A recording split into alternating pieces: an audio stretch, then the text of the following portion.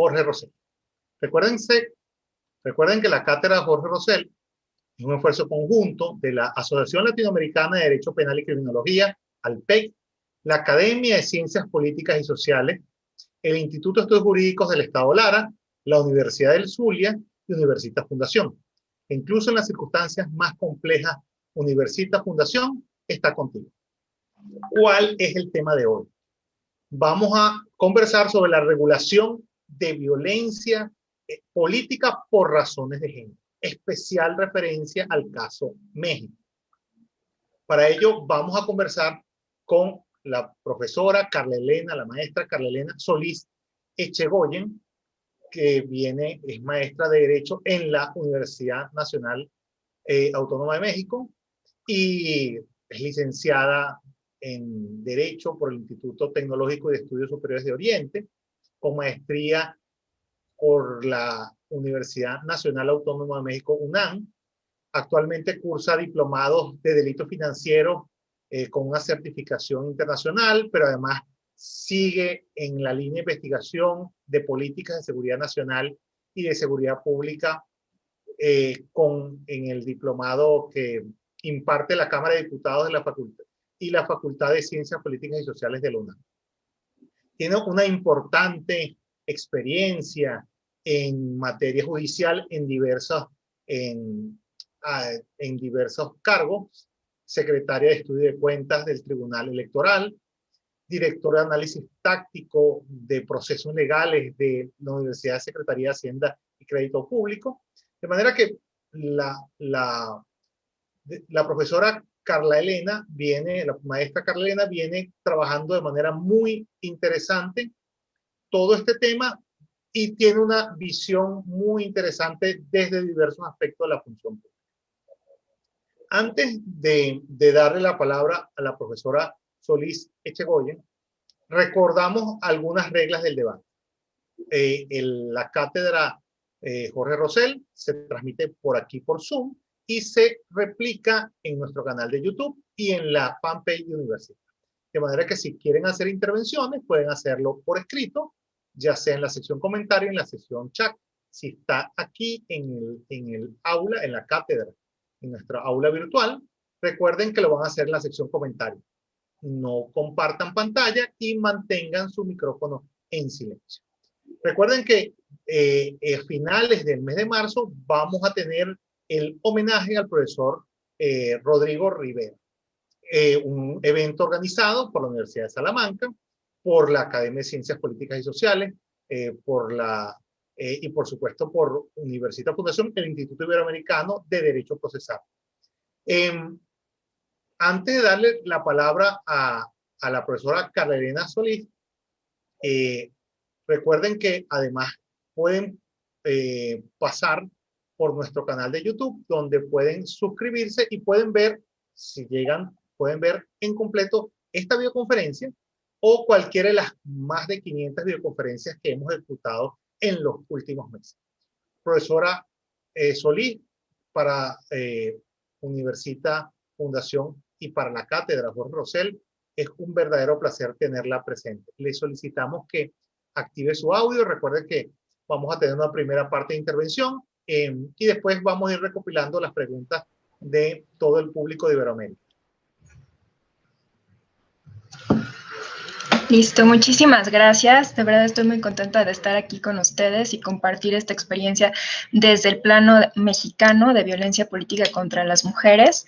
Como ya mencionó Julio, su servidora estuvo también en la Fiscalía Especializada de Delitos Electorales, entonces me tocó directamente ver algunos casos de violencia política contra las mujeres y además actualmente estoy en el Tribunal Electoral integrando la ponencia del magistrado Luis Espíndola, muy honrada de hacerlo. Y continuamos viendo pues estos temas que están relacionados con lo electoral. Entonces, espero que sea una plática muy rica tanto para ustedes como para mí, su servidora. Voy a compartir una presentación.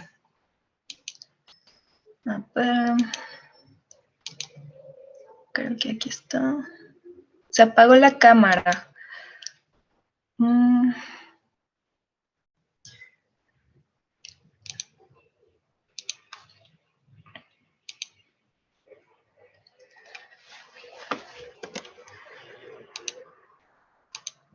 Ahí voy. Ahí está. Y...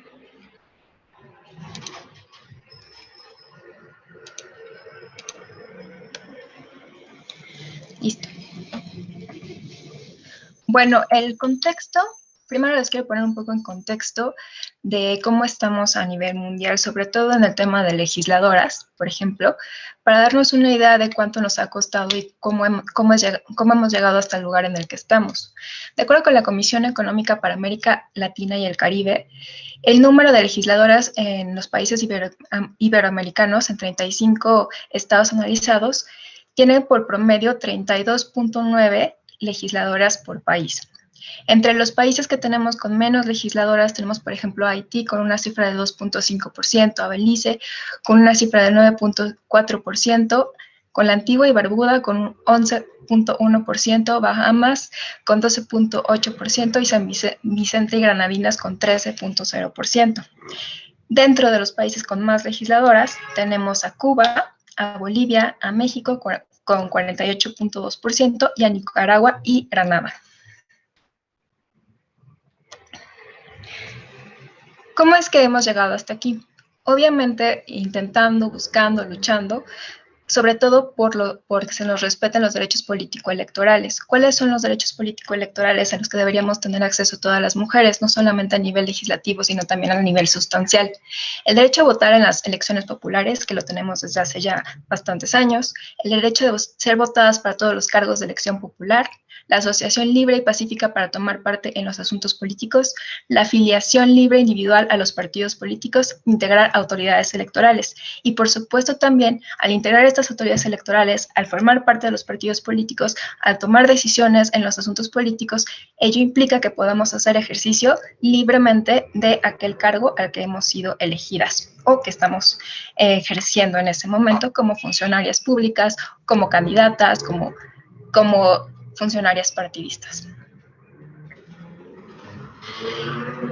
Con esta perspectiva, lo que nos planteamos desde hace años en México fue justamente que lo que se tenía que conseguir era la paridad obligatoria, porque no eran suficientes las cuotas de género, porque no era suficiente que se reconociera que la mujer y el hombre eran iguales, sino que teníamos que implementar algún tipo de acción afirmativa o alguna forma en la que pudiéramos garantizar que en efecto se estuviera cumpliendo con estos derechos. La paridad obligatoria es la medida definitiva que reformula la concepción del poder político, concibiéndolo como un espacio que debe ser compartido entre hombres y mujeres como premisa de la condición humana universal. Este es el objetivo al que queremos llegar, este es el objetivo que buscan todas las acciones afirmativas, todas las leyes, todas las cuotas de género y todas aquellas que buscan justamente que las mujeres y los hombres ocupemos un espacio y en la toma de decisiones, al igual que los hombres, y simplemente como una premisa de la condición del derecho humano universal. Para llegar a ello tuvimos que pasar por diversas reformas electorales, no voy a mencionar todas, solo algunas, 2007, 2008 y 2014, que fueron las más relevantes, que justamente fueron las que trataron los temas de cuotas de género y la paridad. Pero cuando llegamos a este punto, nos dimos cuenta de que había un problema, que justamente cuando los partidos políticos empiezan a señalar o a darse cuenta de que este tema ya es obligatorio porque ya está en la ley, entonces dicen, bueno, es que hay un pequeño problema, que no hay mujeres. No hay mujeres para que ocupen los cargos políticos, no hay mujeres para que las postulemos a candidatas, no hay mujeres para que hagan campañas, y entonces es cuando empezamos con los hechos de violencia.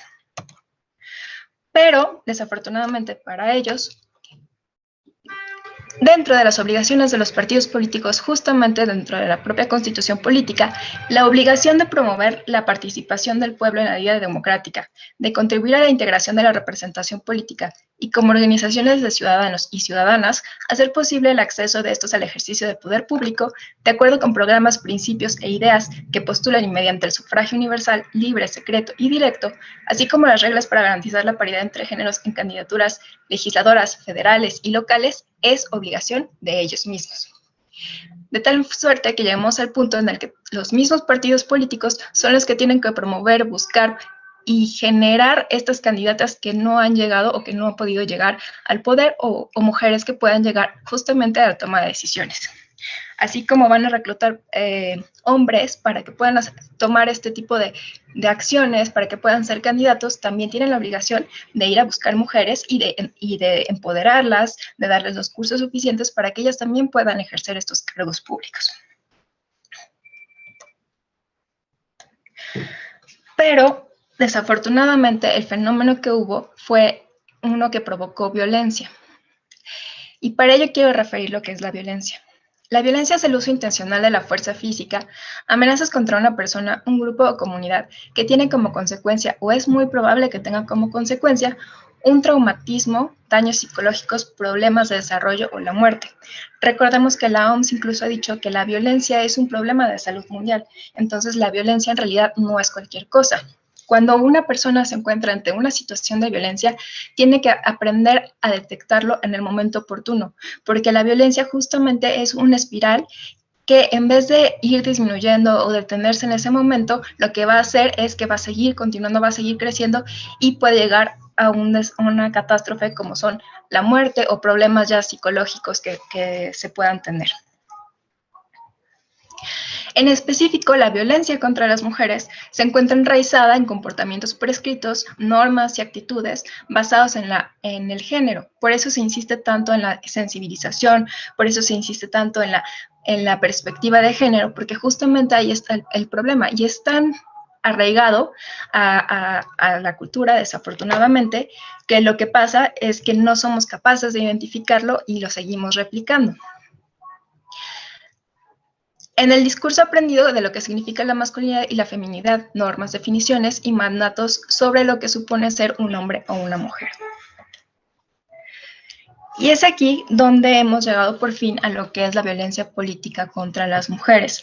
A partir de la reforma del 13 de abril de 2020, que ni siquiera hemos cumplido un año, nos podemos dar cuenta de que ya existe una definición por fin de violencia política contra las mujeres, y es lo que les quiero explicar a lo largo de esta exposición. El artículo 20 bis señala que la violencia política contra las mujeres en razón de género es toda acción u omisión, incluida la tolerancia, basada en elementos de género y ejercida dentro de la esfera pública o privada. Esto porque hay que recordar que justamente a veces la violencia se da en el ámbito privado y es el que te está limitando.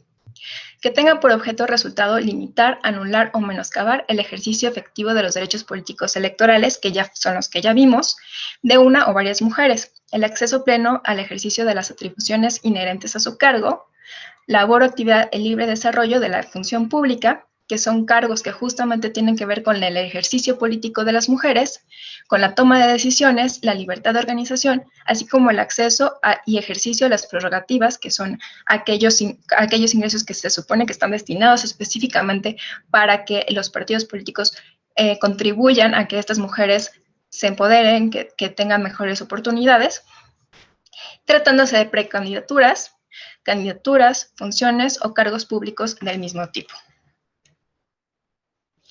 Esta definición se puede desmembrar entre varias partes. Por ejemplo, existe violencia política con elementos de género cuando se dirige a la mujer por el solo hecho de ser mujer y tiene un impacto diferenciado o le afecta de manera desproporcionada a la mujer. Esto lo vamos a entender un poco mejor cuando hablemos de los estereotipos. Y hay diferentes tipos de violencia. Les puedo poner algunos ejemplos. La violencia económica, psicológica, física, patrimonial, sexual y simbólica. Estos tipos de violencia son, por ejemplo, en el económico, han habido casos en los que justamente a las mujeres lo que se les hace es que les retienen el salario mediante el cual las regidoras están percibiendo sus dietas. Entonces, aquí hay un tipo de violencia económica. La violencia psicológica, cuando las hacen sentir menos, cuando les apagan el micrófono, cuando les dicen que ellas están locas o están inventando algo que se dijo en alguna sesión, cuando se les dice que justamente están alteradas y hay una serie de insultos. La física, han habido casos en los que literalmente van y sacan a las regidoras o a las presidentas municipales o las agreden a golpes para que no puedan tomar protesta, para que no puedan ejercer su cargo libremente, para que no puedan acceder de manera libre al lugar de trabajo, por ejemplo. La patrimonial, que aquí es, por ejemplo, cuando alguna consejera electoral, cuando alguna magistrada, le empiezan a retener los recursos, es decir, no le dan impresora, no le dan papel, no le dan computadoras, entonces no le dan aquellas cosas que ella necesita justamente para trabajar. La sexual, hay situaciones también de acoso en los que incluso han llegado a decirle al presidente municipal a alguna regidora, si tú te acuestas conmigo, entonces no vas a tener nada que preocuparte, ni siquiera vas a tener que venir al cabildo porque yo te voy a estar protegiendo, ¿no? O ten un hijo conmigo para que entonces podamos trabajar en paz. Entonces aquí son las preguntas, ¿por qué tengo que hacer este tipo de cosas para poder ejercer libremente mi derecho como mujer a ejercer un cargo público de manera libre? Y simbólico, por ejemplo, este es el más difícil porque justamente lo que busca es que se disimule la forma en la que se está ejerciendo la violencia. Entonces, muchas veces las víctimas de violencia no alcanzan a distinguir qué es lo que está sucediendo. Sin embargo, hay algunos ejemplos, por ejemplo, una candidata, una regidora, a la que le aventaron billetes en una bolsa de basura, prácticamente como diciéndole, tú eres una tal por cual, y además te lo pago en una bolsa de basura porque pues lo que tú vales es basura, ¿no? Entonces son tipos de violencia que pueden, obviamente todas, ser aplicadas o pueden todas ellas vivirse en un mismo momento y obviamente afectan de una manera muy específica a las mujeres, ¿no?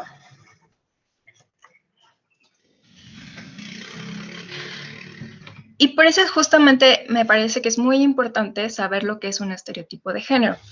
Pero antes quería platicarles un poco de cuáles son algunos de los mitos que justamente se ven en la violencia política.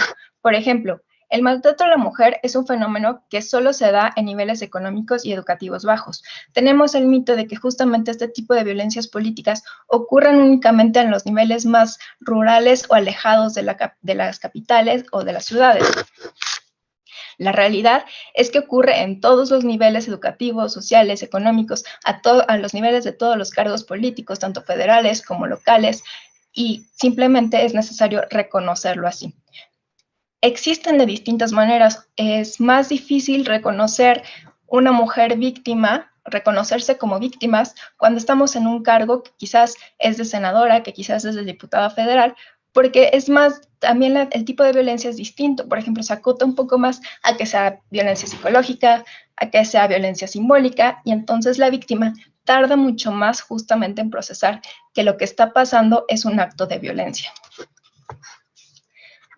También hay otro mito, que el maltrato psicológico no es tan grave como el físico, por eso lo minimizamos tanto. Este tipo de maltrato, en realidad, puede ser más incapacitante incluso que el daño físico. Y si es continuado en el tiempo, puede provocar un desequilibrio emocional.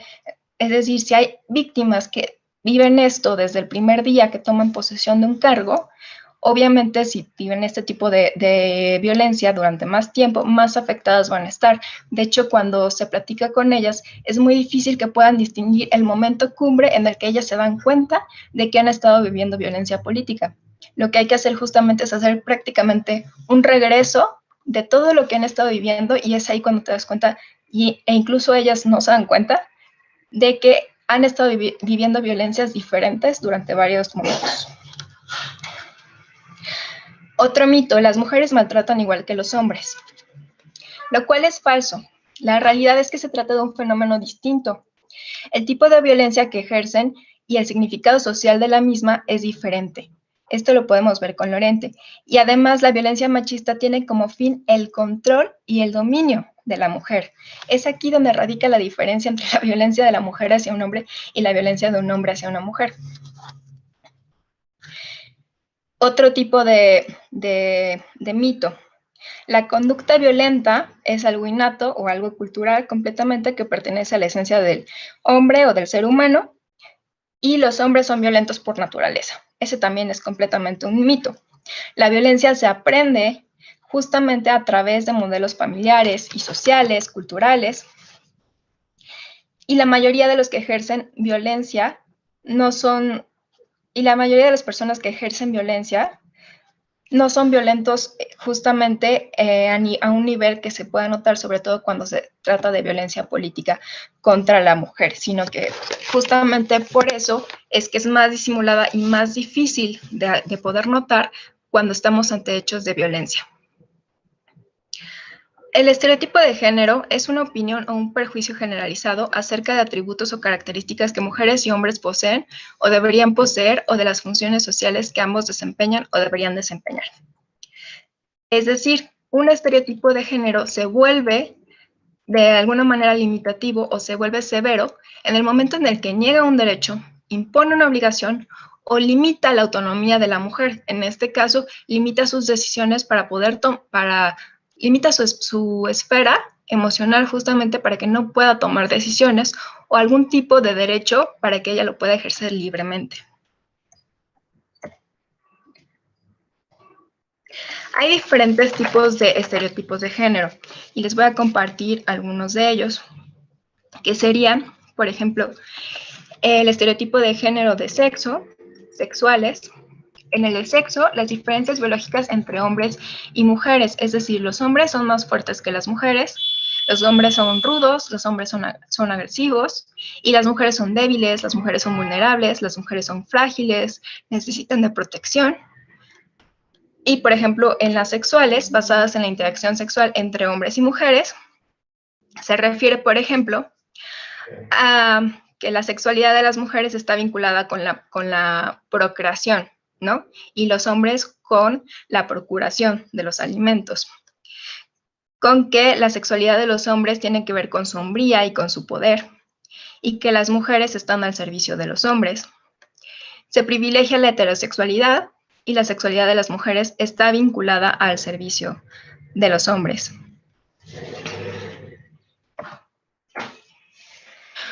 Otros estereotipos de género son los roles, que son justamente los comportamientos sociales de cómo deben ser hombres y mujeres, que a estos estamos un poco más habituados, y que refieren justamente que los hombres son los proveedores, que las mujeres son las mamás, que son amas de casa, que los hombres son ingenieros, son líderes en la política, y por lo contrario, las mujeres son maestras o son secretarias. Y también existen los estereotipos de género compuestos. Estereotipos de géneros compuestos con estereotipos de subgrupo de mujeres de edad, discapacidad, orientación sexual, clase y etnia. Es decir, las mujeres indígenas votan influenciadas por sus esposos porque ellas están bajo el poder completamente de los esposos, o que todas las mujeres indígenas que se postulan a una candidatura tienen detrás a un hombre que está proponiéndolas, ¿no? O que el poder que está ejerciendo una mujer candidata tiene que ver con el poder político que justamente tiene alguna persona en el poder, como puede ser su esposo. Los tipos de los momentos de la violencia política de género que se han detectado principalmente son, en el caso de las aspirantes, cuando apenas van a postularse para una candidatura, lo que les hacen y que ha quedado ya regulado como una conducta específica en la reforma, es que las aspirantes, por ejemplo, lo que les hacen es hacer firmar de manera falsa alguna candidatura. Han habido casos en los que hay mujeres que ni siquiera se habían enterado de que eran candidatas a la presidencia, pero que simplemente las hicieron firmar un papel que desafortunadamente ellas no sabían leer y que de repente resultó que eran candidatas a una presidencia. Entonces, ya cuando llegan al poder, porque bueno, se van dando cuenta de todo, lo que quieren hacer justamente es manipularla para que ella únicamente firme las cosas y que en realidad no pueda ejercer su derecho como presidenta municipal, sino siendo manipulada a través de algún hombre o de alguna persona que la ha querido postular simplemente por cumplir con las cuotas de género o con la paridad, y que entonces el partido político sea el que pueda posicionarse. Durante las campañas electorales, cuando justamente se les violenta de algún tipo de forma, como por ejemplo con las calumnias, como por ejemplo cuando la ligan específicamente a su actividad como mujer, que es ama de casa, que es mala mamá, y ese tipo de violencia.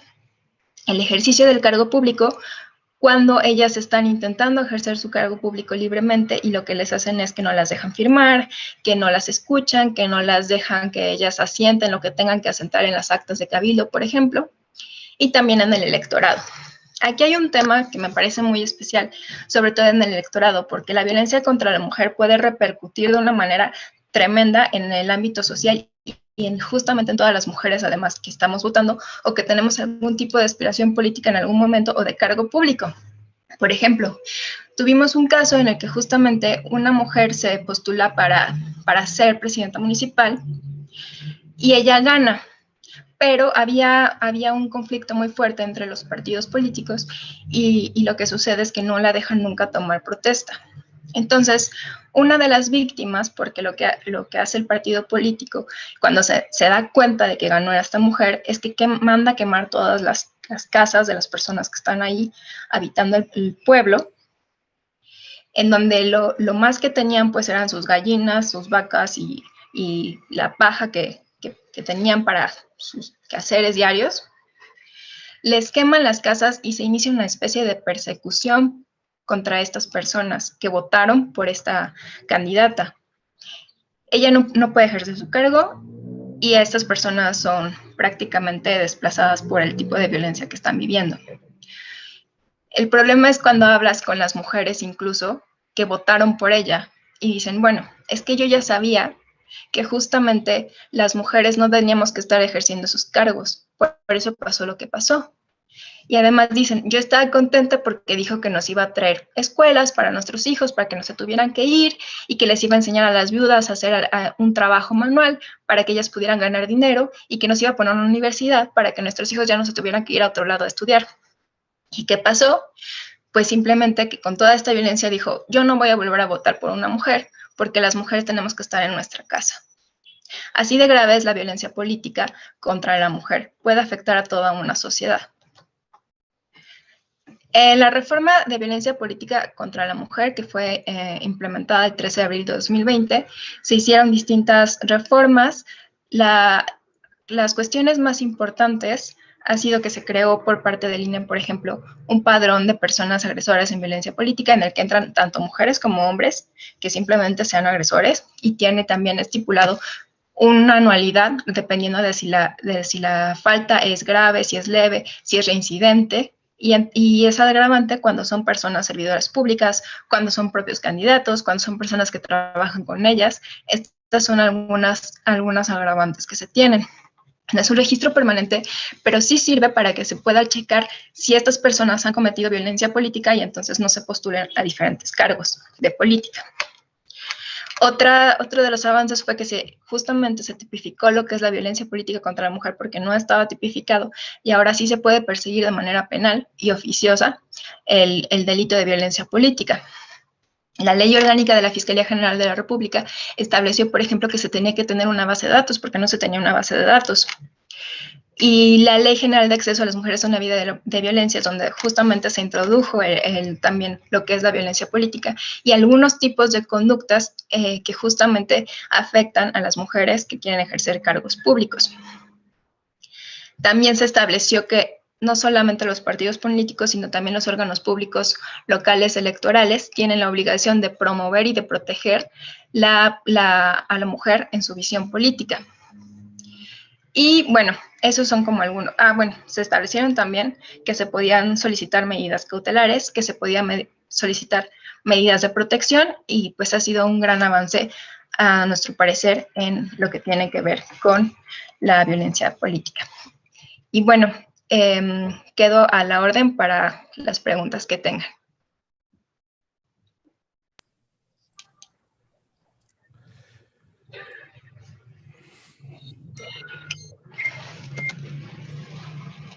Gracias, profesora Carla Elena Solís. De verdad, lo conversábamos ahorita desde el punto de vista de las instituciones que convalidan y auspician lo referido a la cátedra. Qué asertivo el tema, ¿ok? Y sobre todo de cara a una realidad que resulta palpable para Iberoamérica y es la cantidad de violencia, cómo se ha potenciado lo referido a la violencia frente al género femenino, cómo se ha potenciado la realidad completamente triste y delicada frente a la existencia de feminicidios. Profesora, realmente aplaudimos completamente la escogencia del tema y sobre todo lo crítico frente a la postura efectuada. Tenemos algunos comentarios y algunas preguntas que fueron efectuadas por los participantes, ¿ok? Algunas desde el canal de YouTube, otras por intermedio de esta aula virtual de Zoom. Quisiéramos conocer, maestra, su opinión al respecto. En principio, pregunta desde el canal de YouTube la amiga María Escobar, desde Nicaragua, le saluda y por supuesto reconoce la excelencia sobre el tema y sobre la videoconferencia escogida y pregunta lo siguiente: ¿cree usted que el cupo obligatorio de mujeres en cargos públicos constituye un trato discriminatorio para el hombre? ¿Su opinión, maestra? ¿Me la puedes repetir porque se trabó un poquito? Sí, cómo no. Nos pregunta desde Nicaragua la amiga María Escobar, directamente por el canal de YouTube de Universita Fundación. ¿Cree usted que el cupo obligatorio de mujeres en cargos públicos constituye un trato discriminatorio para el hombre? ¿Su opinión? Ok. Pues justamente como les estuve platicando a lo largo de la exposición, es una acción afirmativa. Lo que implica es que justamente así es como vamos a ir introduciendo más mujeres en la política. El principio es riesgoso, el principio es difícil, es cuestionable también porque dicen es que están llegando mujeres que no están preparadas tal vez, pero al ser una acción afirmativa lo que se busca es que en algún momento deje de ser justamente necesario que exista como algo establecido fijamente, sino que sea un transcurso natural y que de alguna manera logremos alcanzar esta paridad de una manera ya menos forzada, con más mujeres que tengan oportunidad, preparación en la política, en el derecho, que sientan la misma seguridad que un hombre cuando justamente entra a un cargo público.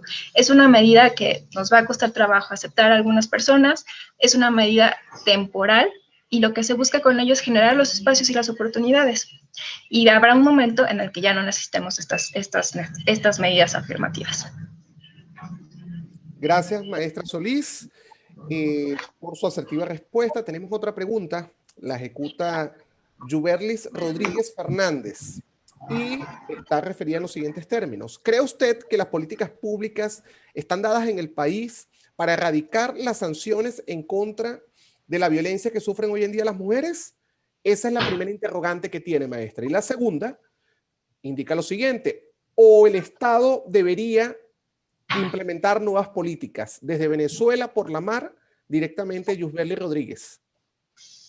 Creo que son muy buenas las medidas que se han tomado, la tipificación, las medidas de protección, las medidas cautelares, las diferentes vías que se tienen para denunciar, pero también creo que apenas está empezando, entonces habrá que ver cómo funcionan y qué tan asertivas han sido estas decisiones, qué tanto se está acercando la mujer realmente a denunciar algún tipo de violencia política o si nos están acercando. Por ejemplo, alguna crítica que yo hacía a estas reformas justamente era que no se había regulado la facultad de atracción cuando era violencia a nivel municipal. ¿Por qué? Porque cuando es violencia a nivel municipal, cuando son mujeres regidoras o mujeres que están trabajando en el cabildo, es difícil que ellas puedan acercarse a una autoridad municipal a denunciar al propio presidente municipal, que es el que tiene a cargo la policía municipal. Entonces, ¿cómo pides tú medidas de protección para una mujer que justamente está sometida bajo el mismo yugo del presidente municipal? Entonces, dentro de alguna de las críticas que yo hacía era que justamente se tenía que haber regulado la facultad de atracción para que en estos casos en específico se pudiera la misma Fiscalía General de la República, antes PGR, pudiera traer este tipo de casos y generar una mayor certidumbre y protección a las mujeres en este tipo de violencia. Gracias, maestra Carla Solís. Quisiéramos conectar esta pregunta realizada directamente por la amiga Yusbeli Rodríguez con la siguiente inquietud, maestra, y quisiéramos conocer su opinión. De hecho, comenzaba de alguna manera su videoconferencia con unos aspectos estadísticos que determinaban inclusive cómo este tipo de delitos completamente especialísimos se han potenciado, ¿ok? Quisiéramos, hace algunos días, vimos inclusive cómo en el país Argentina, eventualmente se generaron algunos esquemas que cuestionaban lo correspondiente a las políticas públicas establecidas en materia de la protección de género frente a una situación de un feminicidio que ya había sido denunciado. ¿Ok? Quisiéramos conectar esta pregunta realizada por Yuberlis con esta realidad. ¿Qué considera usted? ¿Qué nuevas políticas deberían de ser objeto de reforma desde el punto de vista legislativo para generar una tutela desde el punto de vista de la justicia mucho más inmediata, mucho más pronta, que inclusive pudiese determinar la realidad entre la vida y la muerte? ¿Su opinión? Definitivamente el punto clave tiene que ser la atención por parte de las agentes y los agentes ministerios públicos. Si estas personas no tienen absolutamente nada de sensibilización, entonces no vamos a avanzar a ningún lado con todas las reformas y con todas las leyes que tengamos. Si estas personas no cambian de visión, no vamos a poder lograr nada, ni vamos a generar buenos modelos de riesgo para que puedan evitar que las mujeres sean víctimas de violencia, que su seguridad no esté en peligro, porque el maltrato simplemente que sufre una persona, cualquiera que vaya a denunciar por parte de un agente del Ministerio Público, no todos obviamente, pero si no tiene esta visión, simplemente forma parte de algo que llamamos revictimización, ¿no? Y incluso en su caso yo fui también agente del Ministerio Público, incluso para nosotros los agentes, es súper importante contar con el apoyo de la víctima, contar con su testimonio, poder tratarla bien para que justamente en colaboración podamos ir trabajando de la mano una investigación. Entonces, lo más importante y la visión más importante que tenemos que tener las instituciones penales o jurisdiccionales que atendamos este tipo de casos es que la víctima es lo más importante y que es el centro realmente de las investigaciones. No es una parte secundaria, sino es una parte vital de las investigaciones para que justamente evitemos que se llegue a las catástrofes. Gracias, maestra Carla Solís. Tenemos otra pregunta, la cual la realiza desde el canal de YouTube el profesor Roger López, desde Actualidad Penal, e indica lo siguiente.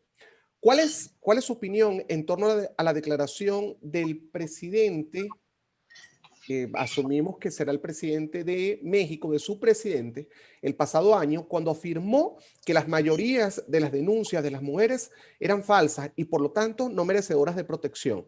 ¿Su opinión al respecto, maestra? Creo que simplemente hay que voltear a ver la realidad y justamente lo más importante es que las mujeres nos mantengamos juntas, que seamos sororas, y se han construido grandes redes de mujeres que nos hemos ayudado unas a otras y poco a poco hemos estado conquistando e impulsando reformas como esta, que es tan importante. Y si algo me queda muy claro es que sin el apoyo de estas mujeres que forman parte de la sociedad civil, que son legisladoras, que son consejeras, que son magistradas, no podríamos hacer muchas de las cosas que estamos haciendo hoy. Entonces seguimos avanzando y seguimos trabajando y luchando por conquistar estos espacios. Hay que recordar que justamente el feminismo no está buscando llegar a ser o tener el poder para poder entonces oprimir a otra persona, sino lo que se está buscando es cambiar todo esto, reestructurarlo de tal manera en la que podamos tener un modelo de justicia social más cercano a lo que realmente necesitamos como humanidad. Gracias, profesora Solís. Tenemos otra interrogante. La realiza por el canal de YouTube la amiga Linali Ferrer desde Venezuela, e indica lo siguiente. Según su perspectiva, profesora, ¿a qué se debe el incremento de la violencia de género en Latinoamérica en tiempos de pandemia? ¿Su opinión? Bueno, obviamente tiene que ver mucho con que hemos tenido que regresar al espacio privado. Las que estábamos ya en el espacio público todos los días hemos tenido que regresar al espacio privado. Y al estar en un espacio privado, la violencia es más invisibilizada, es más difícil, tiene que ver con todas las concepciones erróneas que tenemos, por ejemplo, del amor, tiene que ver con todas las concepciones que tenemos como mujeres de nuestras aspiracionales, con la construcción de que el hombre es el que domina, de que la mujer es la que cocina, y además tiene que ver y se ha incrementado mucho en el tema justamente de violencia incluso hacia las niñas, ¿no? Han aumentado mucho los abusos sexuales a las niñas porque las niñas ya no van a la escuela y entonces en toda esta crisis psicológica que estamos viviendo, los propios padres están abusando de las niñas. También ha aumentado en el sentido, por ejemplo, de la trata de personas, en el que los padres han pensado que justamente lo mejor para las niñas con esta crisis también económica es que las niñas puedan salir y buscarles un mejor futuro. Y desafortunadamente en ese mejor futuro se atraviesan personas que aseguran que le puedan dar eso a las niñas y lo que tenemos entonces también es un aumento de matrimonios forzados, lo cual es muy grave. Yo creo que la base está justamente cambiar el sistema aspiracional que tenemos las mujeres para no quedarnos con la idea de que nosotras, y ahorita creo que ya lo más avanzado es, llegamos a la universidad y después de la universidad nos casamos, ¿no? Casi te entregan el anillo de compromiso en la graduación. Y justamente esto es lo que no tenemos que seguir procurando, sino me parece que la mujer en el momento en el que empieza a ganar su propio dinero y se hace independiente, realmente se desarrolla y desarrolla todo su potencial y toda su fuerza. Gracias, profesora Solís. Realmente seguimos considerando bastante asertivo la escogencia del tema, la proyección de la misma y sobre todo el abordaje de las preguntas. Tenemos algunas otras preguntas con ocasión a un tema que resulta bastante polémico y sobre todo desde el punto de vista de la regulación de cada uno de los países. Algunos han sido un poco tímidos, otros han sido bastante osados y otros simplemente han establecido quizás un esquema de modificaciones desde el punto de vista legislativo, pero sin que esté acompañado con unas políticas propias y asertivas desde el punto de vista de formación de los operadores de justicia, por ejemplo, desde el punto de vista de los agentes del Ministerio Público, por ejemplo, y que al final sencillamente estas reformas legislativas quedan simplemente en letra muerta, frente a un aspecto que debe ser susceptiblemente protegido. Profesora Solís, tenemos otra pregunta, la que realizan desde el canal de YouTube, Esteban Trinidad, e indica lo siguiente. Hola profesora, saludos desde España, enriquecedora su charla, pero me gustaría saber lo siguiente. En México hay discriminación de género en relación al salario que le corresponde a la mujer. ¿Su opinión? Sí, sí hay. Seguimos viviendo esto que es la brecha salarial.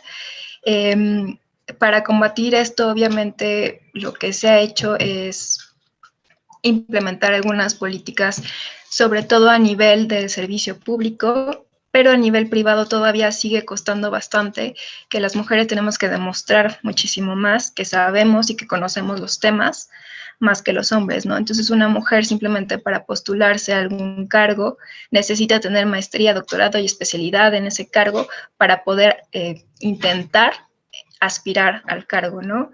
Y el hombre prácticamente pues no necesita más que comprobar o presentar su currículum o caerle bien al jefe o a la jefa que esté en ese momento contratando. Entonces sí, todavía tenemos ese problema y afortunadamente lo que se ha hecho es que las mujeres están jalando a más mujeres para que trabajen con ellas y ya se está buscando tener este tipo de amistad y de compañerismo de mujeres con mujeres. Y también hay hombres que han sido muy feministas, hay hombres que han sido unos buenos aliados que también han cambiado mucho este chip y ponen más atención en la calidad del trabajo de la persona que en el género.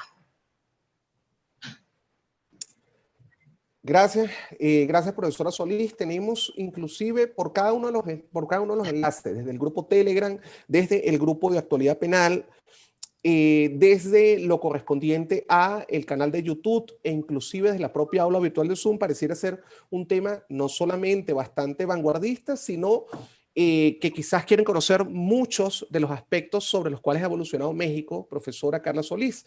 Nos pregunta desde el canal de YouTube el amigo David Gutiérrez e indica lo siguiente.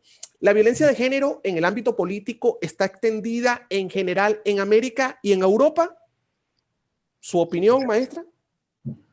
Sí, tanto en América como en Europa ha sido un tema muy relevante, y no es que antes no existiera este tipo de violencia, sino que simplemente con el propio avance de la mujer en los cargos públicos se ha podido realmente empezar a tomar nota de este tipo de violencias que hay.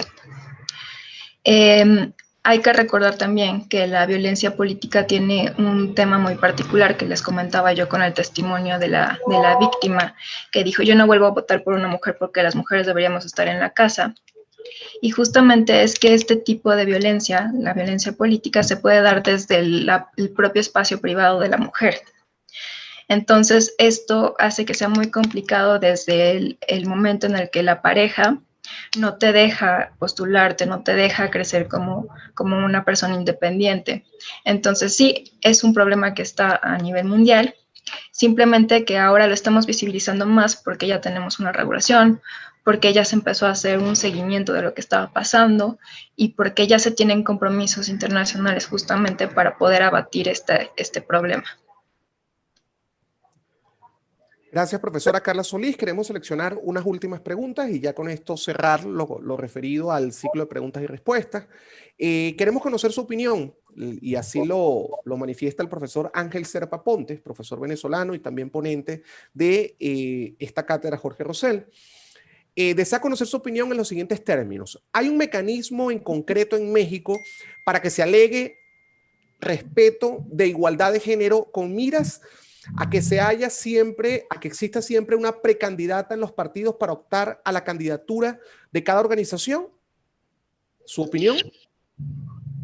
Sí, sobre todo creo que hemos avanzado mucho, y en esto el Tribunal Electoral del Poder Judicial de la Federación ha sido muy vanguardista, así como el Instituto Nacional Electoral, porque han establecido que la paridad justamente tiene que ser no solamente a nivel de candidaturas municipales ni de candidaturas, bueno, incluso ya se está instaurando a nivel de gobernaturas, sino que también tiene que ser al propio interior de la integración de los organismos públicos que justamente administran la justicia, ¿no? Entonces ahora ya tenemos mayor paridad en magistraturas, tenemos mayor paridad completamente en los consejos locales.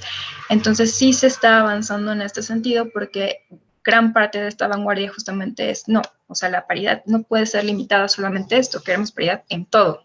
Entonces sí se ha avanzado, incluso algunos concursos ya de consejeros y consejeras, más bien ya se han limitado exclusivamente a consejeras, buscando este tipo de equilibrio entre los cargos que ocupan los hombres y los cargos que ocupan las mujeres.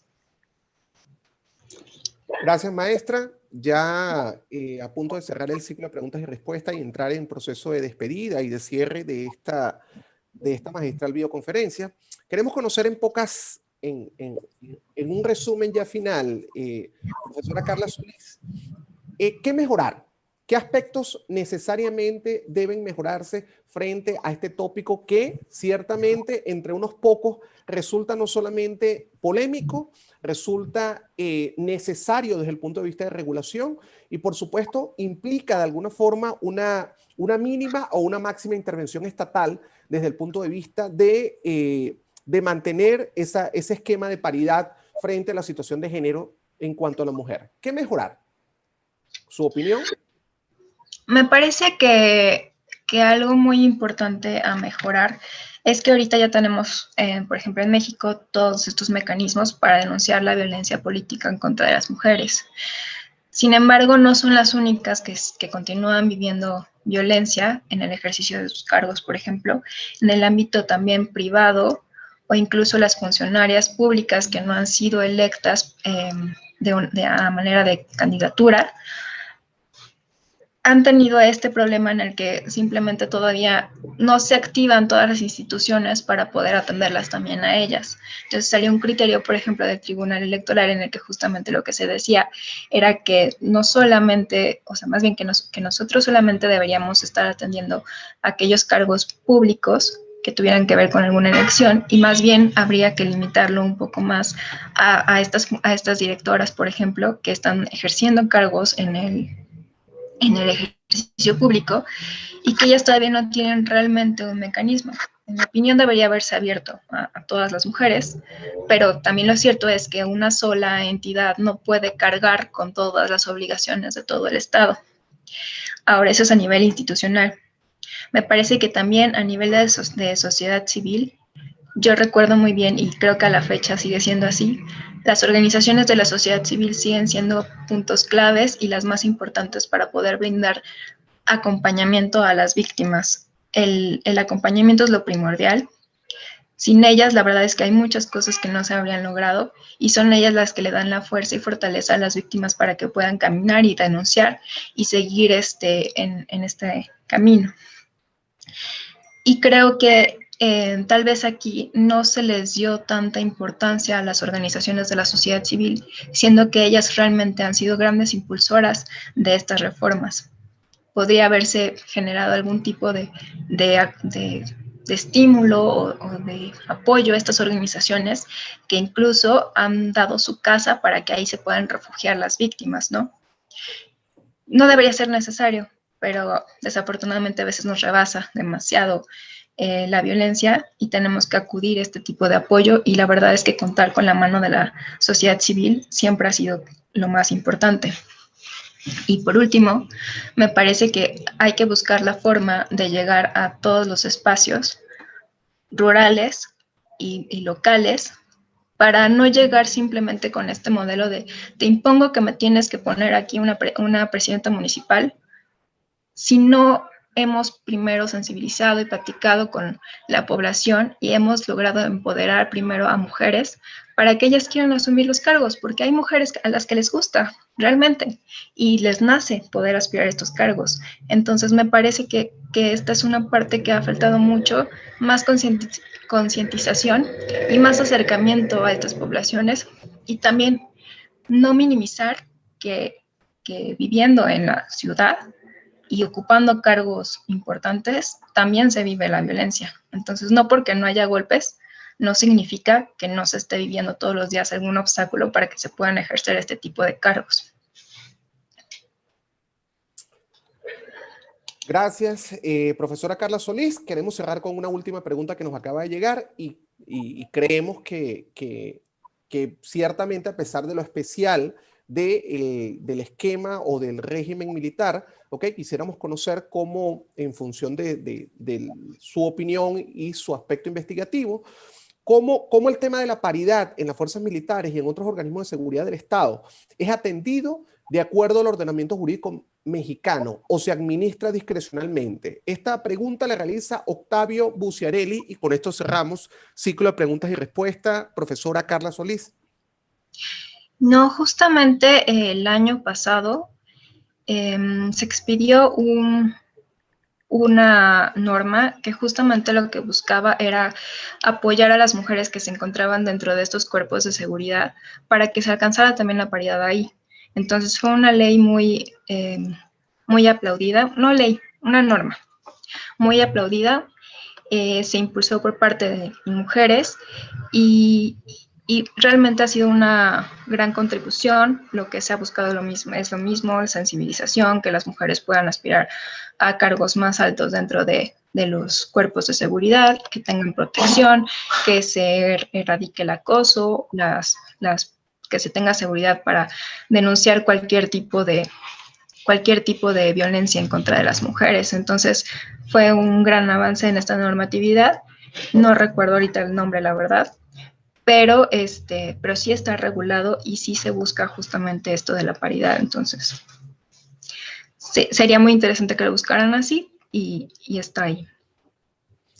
Gracias, profesora Carla Elena Solís Echegoyen. Ya con esto cerramos lo correspondiente al ciclo de preguntas y respuestas. De verdad que ofrecemos muchas disculpas para cada una de las preguntas que nos siguen llegando, y es que definitivamente es un tema inacabado, es un tema que resulta no solamente actual, sino que resulta oportuno desde el punto de vista de trabajo. Creemos que estamos en un proceso y ese proceso de alguna manera debe adelantarse. En algunos aspectos el camino ha resultado tortuoso, en otros aspectos ha resultado asertivo desde el punto de vista de las políticas instauradas.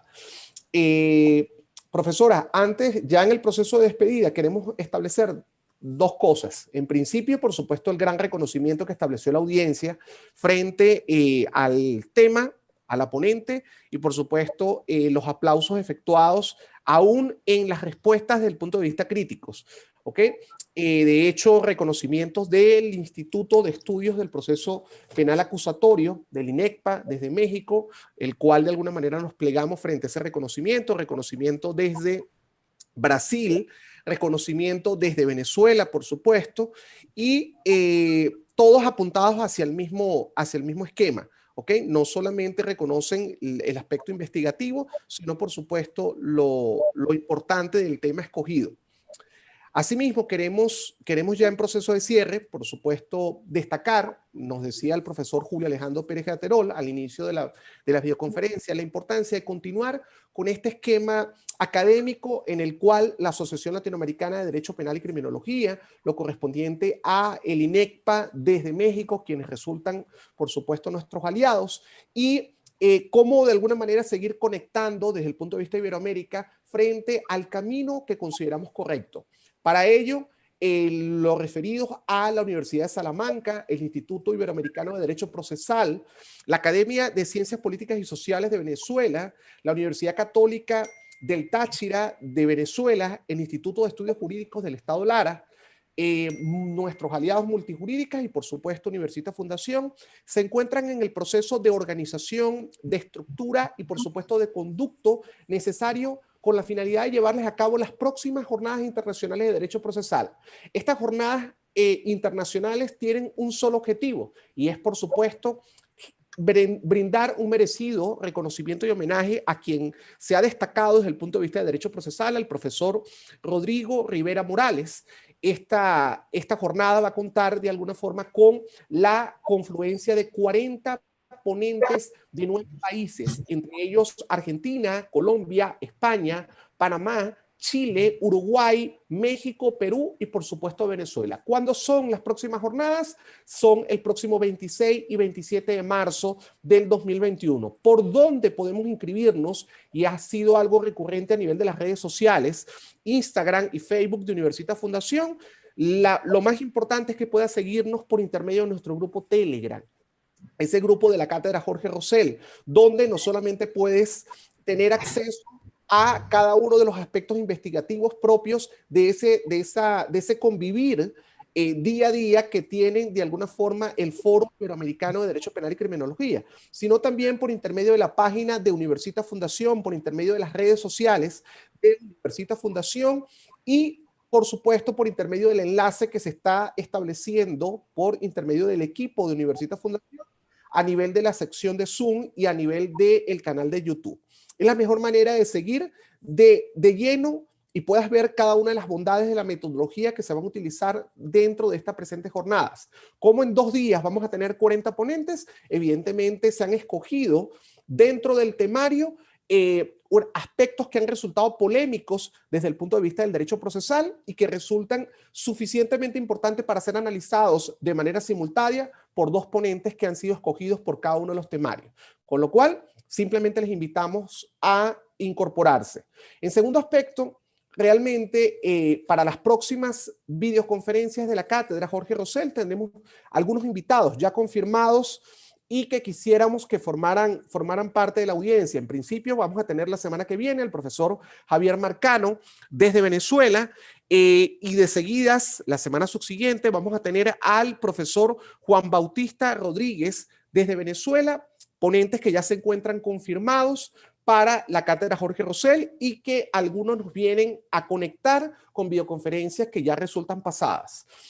Consideramos nosotros que estamos en el camino correcto. Inclusive, en la medida que vemos cómo se va dimensionando lo referido a el momento pandémico, hemos visto cómo la academia sigue creciendo. Hemos visto cómo a pesar de diversas políticas desde el punto de vista de vacunación, desde el punto de vista de prevención, desde el punto de vista de confinamiento a nivel mundial, la academia no se ha detenido. Y simplemente Universitas Fundación, al igual que por supuesto con el aval de la Asociación Latinoamericana de Derecho Penal y Criminología y cada una de las instituciones que coadyuvan desde el punto de vista de la organización y desde el punto de vista de la ejecución de la Cátedra Jorge Rosell, seguimos apostando para conectar a los abogados que deseamos para el mundo post-pandemia.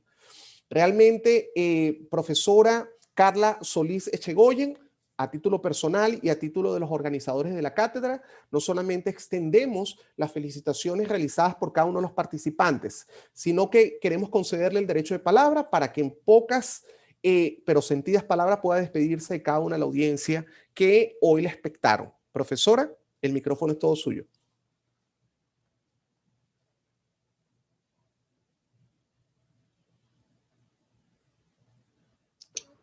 Ahí está. Pues muchísimas gracias por tener la oportunidad de compartir con ustedes este tema. Creo que es un tema que se está visibilizando mucho y que va a ser muy importante o será muy importante justamente compartir el tipo de experiencias alrededor del mundo y que finalmente pues lo que queremos lograr es tener una humanidad con mayor justicia social y justamente para eso es que se tienen que realizar este tipo de reflexiones y de sentidos críticos. Muchas gracias. Gracias, profesora Carla Solís. Uno de los puntos que nos llamaba la atención y que conversábamos desde el punto de vista de la organización al momento de la escogencia de esta temática era precisamente cómo desde el punto de vista de la academia podemos sumar frente a una realidad que resulta todos los días palpable a nivel de Iberoamérica, como nos decía la profesora Carla Solís. Nuestro compromiso, seguir conectados, construyendo academia y sobre todo generando de alguna manera ese proceso de interacción desde el punto de vista iberoamericano frente a la construcción de este foro en Derecho Penal y en Criminología. Seguimos atentos, próximo miércoles 6 de la tarde, nuestro próximo encuentro en la Cátedra Jorge Rosell. Chao, chao.